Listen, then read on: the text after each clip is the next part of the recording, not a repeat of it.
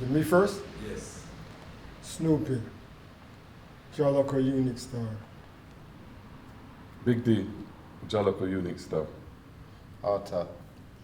Yeah, Apollo, Unique, and Lokko. So how was it that you started your involvement in sound system?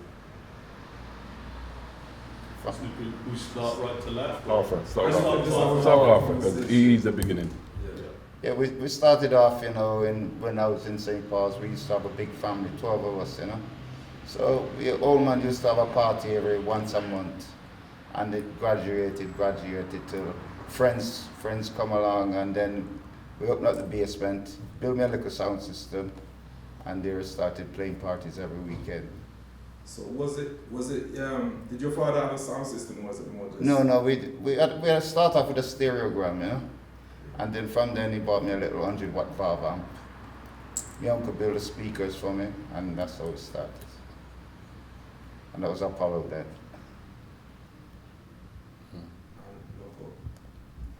Well, we're carry on from Apollo. Yeah. So really and truly, yes. We joined. So, Yeah. was Apollo all three of you originally? No. No, I was Apollo originally. Then Big D was Meriton. Baritones. We were Meriton. Okay, same time though? No. No, late no. 60s, No. Sir Meriton. No, Arthur, you're talking about. In the 60s, you know, 60s, 60s, yeah. 60s, early Cool. 60s, late 60s. Jesus, they got that? Yeah. So 100 watts is a big valve amp for Yeah, it the was. 60s. Yeah, it was a nice little valve amp, you know. Yeah. Impressive. Do you remember the brand still? Or? Oh, I'm cursed. I let it go somewhere. You know? If you want money now. Yeah, I'm cursed about it, you know. So would you say Apollo was the second generation in sound system? No, it was like the first sort of, you know. Okay, other people had sound system, Shelley and Coxon and all that in them times, you know. But for a local subsystem, yeah. Yeah. So it's the first one, really. Not exactly the first one, but it's around that time, you know. You can't be the first one to become over here, you know. That's it. Chicken on the egg. Yeah. So what sort of music were you playing on Apollo? Mainly ska, any reggae beat around at the time that was coming in from Jamaica, roughly, you know. Okay, where could you buy it from at that time? Was there someone in St. Paul's, or did you have to get? There was one small shop in St. Paul's down Picton Street there that used to sell a few, but not really that much, you know. Yeah. But then again, we used to go to London to buy some, then record shop every fortnight just to go to London or Birmingham, you know. It was mostly London, because I had 6 sisters up there. You had family anyway. Yeah, they moved up that way in the long run after. And anybody going home to Jamaica and bringing back, them to bring back the Tell them to top. bring back the tune. So you Yes. go, Dad, listen, I've got to What- go see my what's- sisters, give me some money. Yeah, whatever, you know, yeah, that's how they used to bring back the records that way. Wicked. Thank you. What were some of the roles back then in regards to the sound system crew? Well, that was a box, man. What I was carrying the box. We were all a box. We all just just all move our we all bodies. just move as one. Yeah. Engineer maybe, Them yes, two, to set them up two the we just system. engineer Yeah. the sound, but we just Yeah, help bring in the load. mostly. Until it get too complicated now for me. Technology. Who used to build the boxes? We make them. We all chipped in. We've always built our own boxes. Always We chipped in. always built our own boxes, unless you see something in a shop which makes sense to buy. Yeah, but mainly back then we built all our boxes. Every box got. Yeah. Wicked. So what sort of venues were you playing back then? Well, we're talking about Arthur. He was just when we joined up with him, we was mainly playing at the Mill, Top Cat. Top Cat, down, which would be like Temple Temple Meads, Meads. It's not there anymore. Ventures, yeah. Ventures, Any little clubs around, you know. Yeah. And then But blues. mostly Yeah. the blues. Yeah, blues. You know what I mean? Mainly blues. You know what I mean? Yeah. And how receptive was Bristol to reggae music back then? Powerful. It Reggae. was- Well, the sound system was the radio. Yeah. Yeah. So we were The radio. we were the radio for the people. So anything came out, you know what I mean? So what would a dance look like back then? Would it like community-wise? Was it just a black community coming to dances? No, or no, from but early days? you had the mixture, you know, you had the mixture because other people's going out with different folks at the same time, you know. It's Yeah. a multicultural. in I would that say it was sense, more than black. It was more Yes. black. It was more black. It was more black, but you can't count the white. Yeah, you had the whites, few Indians. Yeah. Yeah, Yeah, definitely. Yeah, It's about So would it be 80% like black. that in London as well, right? When you go to dances. you I would see- say I would yeah, think it you would see be a more lot than- of Indian yeah. community It's the same there as thing. well, Yeah. so it's interesting. Yeah. And what was it like growing up in England or being in England at that time, like the political, the feel of things politically, and you know? well, we personally, we found it hard to go downtown. They didn't cater for us there, just say that. So that's why you had a lot of sound systems and the blues, you know what I mean? This And is these where clubs, we you know, like the Bamboo congregate. Club, or as we said, Top Cat, Yeah. Blue Lagoon. I think all these was all black-owned places, except yeah. And on reflection, how important do you think like sound system was for the young black male at that time? It was always entertainment in a sense. We like to entertain people, you know. And as well, the messages in the records as well was making it more easier to communicate. You know, there's the Rastafarian was going on at the moment, strong in the late 60s, 70s, and the music represent a lot of that, but history of our culture as well. You know, so it was a message as well as a Very party. powerful. Very powerful. Mm. And was it all DIY? Did you get any help, any support from anybody else, or was everything? No, it's an expensive hobby. You're on your own. Yeah, I know what you're saying. No, No. we all did it with ourselves. Mm. I think the majority of us was working anyway. Mm. Yeah, majority. So you know, it's out of our pockets. As he said, as Arthur said, it was just a hobby. And were the older generation like generally supportive of that, or What you mean, like family? like your parents, you know, you're spending all your money on music and No.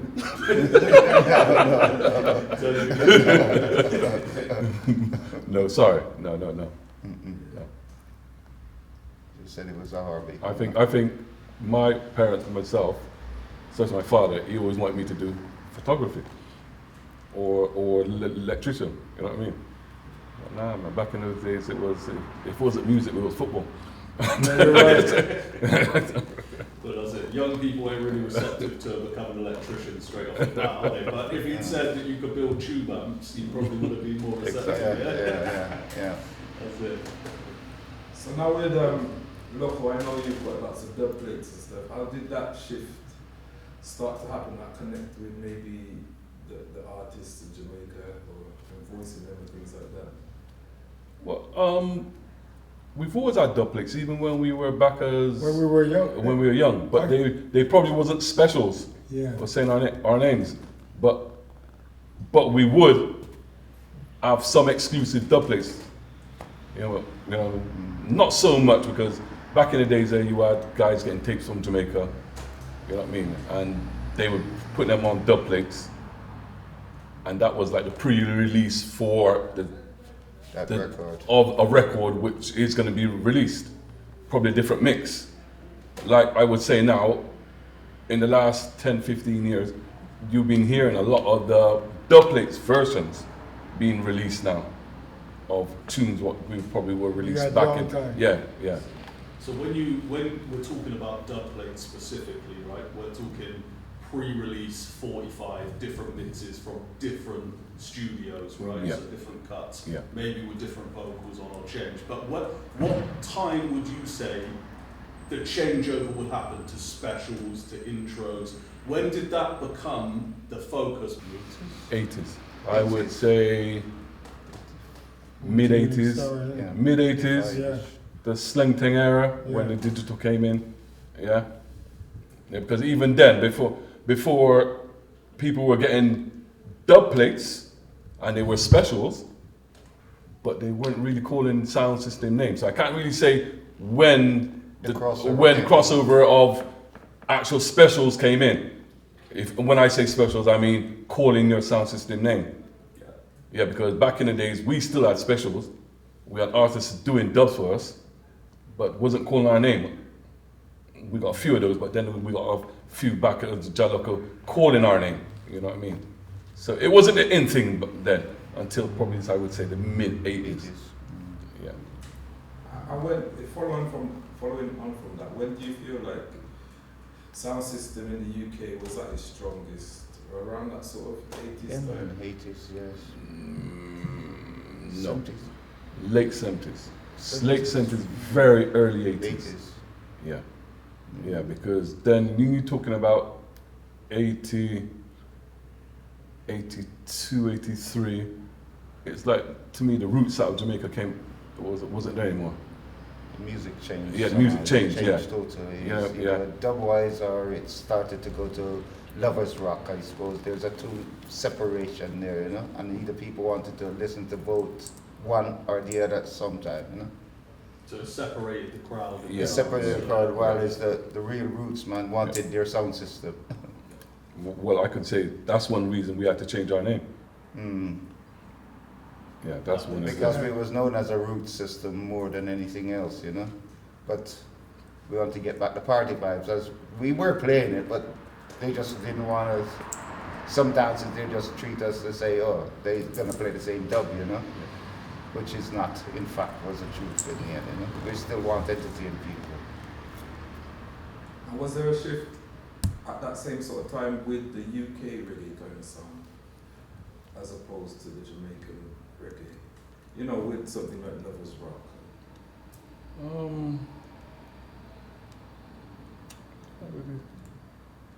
Was it change? Okay. No, because UK Lovers Rock was there.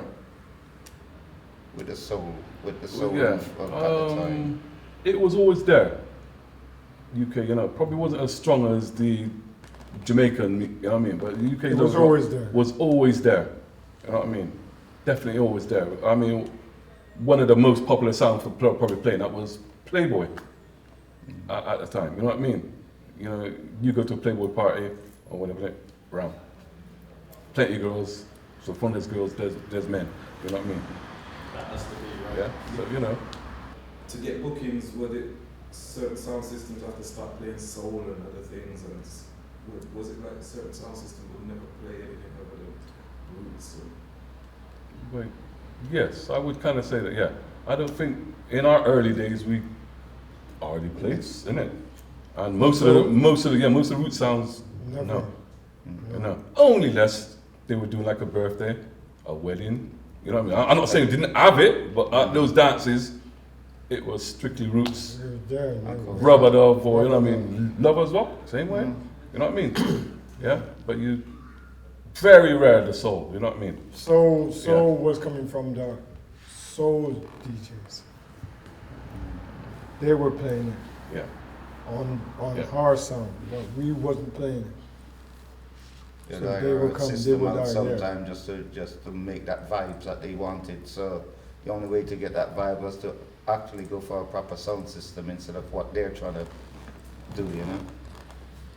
So was that a kind of thing then? So for you, Arthur, starting up,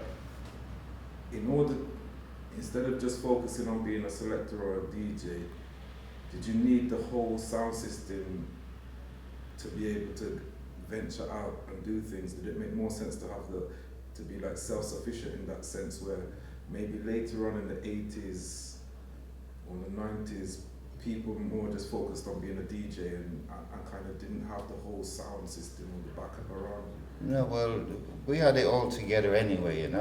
If there's a venue we needed to go to, we always had the equipment to do it, plus the records as well. So we didn't have to depend on anybody unless somebody had a van or something, and we didn't have a van. Okay, to move it. Okay, if it's out of town, we hire a van or a truck to move our stuff, you know. So it was a different. No, we didn't rely on anybody in that sort of sense. No. How about you guys? Was it the same sort of thing, just more focused on the whole identity of being a sound system, being a unit, rather than just individual DJs and selectors? No, man, it was. Yeah. It was the same thing what Arthur just said. Yeah. There wasn't really no individual. No. But back then, We were as a unit. we were as a unit. Units. Yeah, I Unit. think in our strongest we had about easy 15 strong of us, as in the sound. But over the years, it whittled down. You know, who left and whatever. You know what I mean? Or a few might come at the start of the dance, but at the end of the dance, there's a few words he got, where's he gone? When it's time to lift the boxes back up, they're gone. Yeah, that's a classic. And in regards to that, having that identity as a unit, was there a lot of clashing going on at the time? Not necessarily, it could be friendly clashes, but was it something, a statement? Yeah, man. That was regular. I would say anytime you played. Anytime you Back played, in those days, it was always So it was a clash. it was a clash. clash. It was a clash. Clash. Every Yeah. time clash. Every time you played, it was a clash. Most time when we play, Yeah. new dubs. As New I said, it's 45. even in a party and you got two sides. It's clash. Yeah. It's still, It's a you clash. still end up in a sort of a clash same way, you know? But people entertain Friendly, themselves, friendly. not entertain at the same time, so it's not a bad thing, you know? Are there any names of the people in the crew, like maybe the Mike minority, that you wanted to give a shout out to or big up or? Yeah, well, he's not here now. Junior Ashley was our main mic man on him and Snoopy on And one of the main guys for getting the music at One Pacific. Yeah. he used to live in London at certain time as well, so he was more closer to getting the dubs than for us at the same time, you know? Bope, Laggy. Laggy. In it was a three of them, innit? Mm. Yeah, the three of them. So we had guys, they were working at London in a week, but by the weekend They they're coming down. So we Come had down fresh with music, ammunition. fresh dub every week Every week. for that time. You know what I mean? For that time. Yeah. For One that period week. of time where they were working up in London. Where did the sound travel to play and was you always representing St. Paul's? St. Paul's Eastern, yeah. Yeah. Bristol, Yeah. in that sense. Yeah. With Nottingham, Nottingham, Birmingham, Derby, Wolverhampton. Quicker City. London, Oxford. Southampton, Birmingham. Birmingham. Yeah, so we did our stunt, you know what I mean? Mm. So we've spoken about like that being the golden kind of era, the late 70s, 80s. The 90s that was another change again. Yeah, the changes, yeah. dancehall and Yeah, that's when, the 89, that's when we changed our name from Jah Lokko to Unity Star. So that's where the dancehall Started to come come in more, yeah. And what came with that, the dancehall? Was it a bit more aggressive, a bit more? I think it's more slackness and all that, you know. At the end of the day, the dancehall rhythm is more As I was saying, the music changed. totally. Yeah, again, the you know. culture got out, you know what I mean? Culture is always there in the background, but Yeah. people still wanted to go for the dancehall style, you know, Yeah. at the time, you know. That's And fair. at that same time, did the concept of sound system change with the local clubs maybe having their smaller sound system or their setups in there? Was sound system as popular as something to travel and take to these venues and different places? Yeah, it was the same. It was the same. The only thing that then, as you're saying, back in the days we used to travel with a lot of boxes. So in the 90s, different designer boxes, like you can see in here now. Now we had the scoops, which are smaller, pushing out more. You know what I mean? So we still had the sounds. So the sound with just damaging your fingers because he was always mashing up his fingers. What about events like Carnival and that was? Oh, Carnival, Yeah. wicked. Yeah, that was one of our main do Yeah. all the time, you know.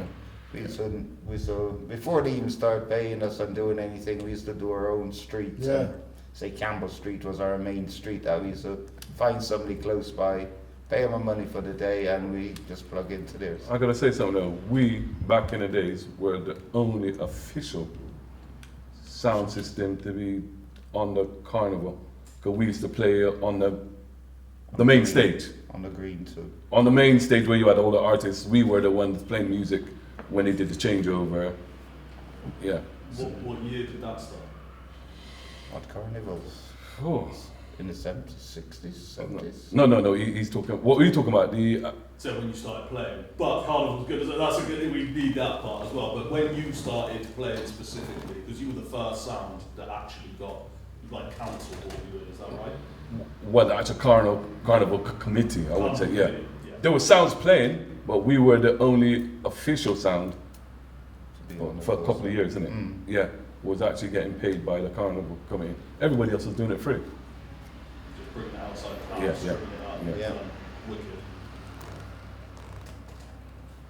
What's the fiercest fight you got from any sound in the dance? Yeah.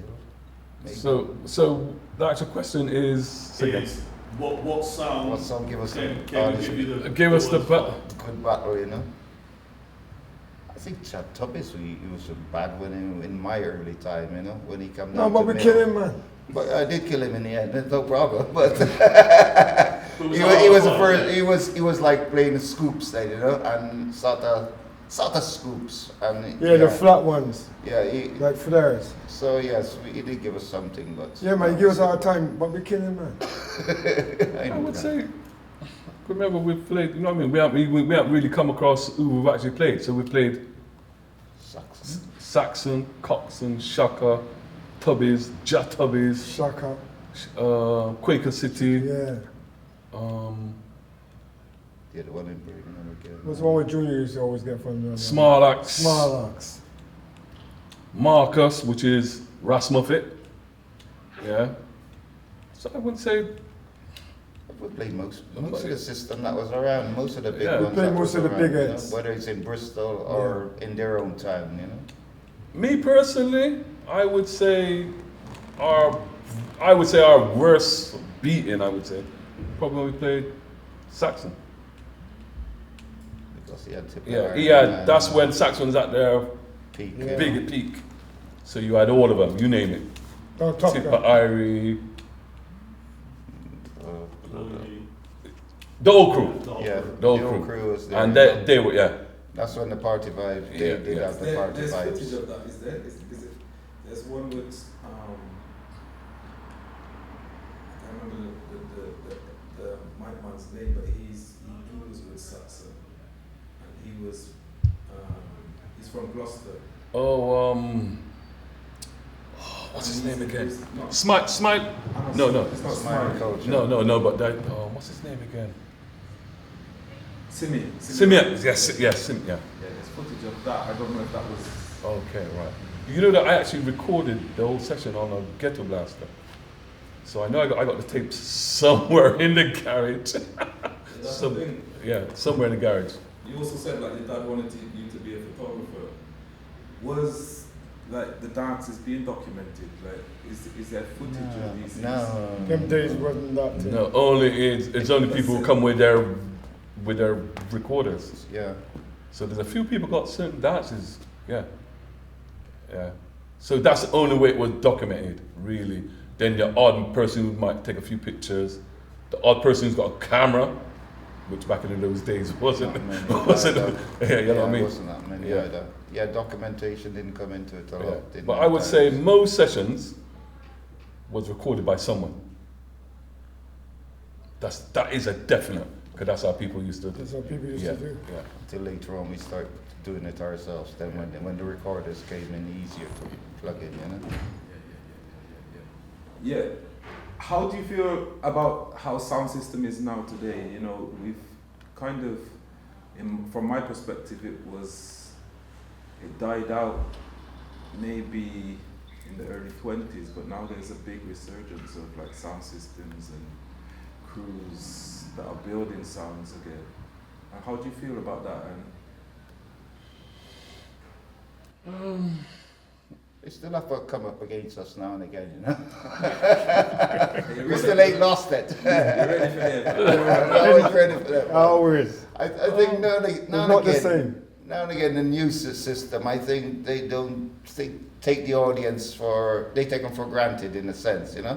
I think they power too much you need a nice round sound in you there, and I think they're overpowering people's eardrums at the moment. I think they could cause them damage instead of just, I don't know. You can still play your system good and hard, you know, but it's how they're playing it.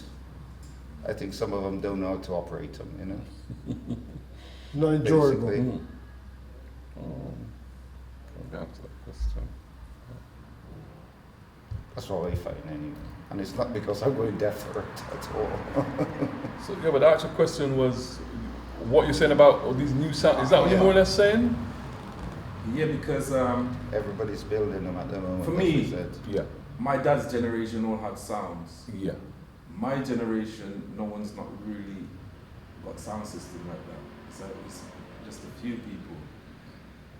And I'm from Gloucester. When I came to Bristol and I saw these young white guys with sound system, I'm like, yeah, what's going on here? Because we had it all, Yeah. Yeah. but we didn't necessarily pass it on. There's like I wouldn't say we didn't pass on. Our kids just wasn't interested in our Interesting music. more. If they gone to hip hop, soul, Garage, grime, bass. garage, like the reggae. All right, dancehall, yes, but when it comes to the roots of it, Yeah. yeah. Why do you think that is, Stu? I don't think they go to many dances, to tell you the truth. It's a hard So, one. I think I don't know. it just changes. Yeah, just changes. You know what I mean? Like music's changing again. You know what I mean? Yeah. Because me personally, this new so-called reggae, what they call it, trap and all that. That I call it. Yeah, trap and all that. Oh, I don't know what. Sorry, I don't want to. Yeah. Yeah. So it's just evolving. You know what I mean? Yeah. Still can't beat Roots and Lovers anyway.